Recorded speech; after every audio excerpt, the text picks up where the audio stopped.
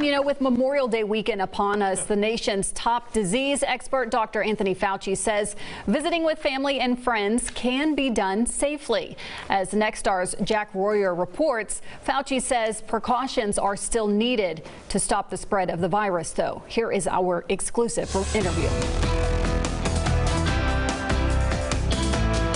Dr. Anthony Fauci says how you socialize with family and friends this weekend depends on where you live.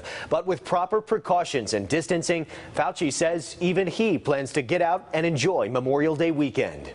I'm going to do that with my wife and my daughter and our dog, and we're going to go out. We're going to be having a mask on. Appearing on Nexstar's coronavirus house calls this weekend, Fauci says if you live where there is very little infection, I might think about having a group of meeting with people of 5 or 10 people, getting together, sort of barbecuing as long as we stay separate from each other and wash our hands. Fauci says Memorial Day travel can be safe, depending on the infection rate where you're going. If you're going to an area that looks reasonably well contained, then I think you could feel very comfortable. But for those at high risk, I would not recommend right now, virtually anywhere, someone who has an underlying condition superimposed upon age to be doing any airplane traveling right now. The one thing that we want to keep emphasizing is that we need to protect the vulnerable. Like those in America's nursing homes, which have seen a high rate of infection and spread. You do not try and visit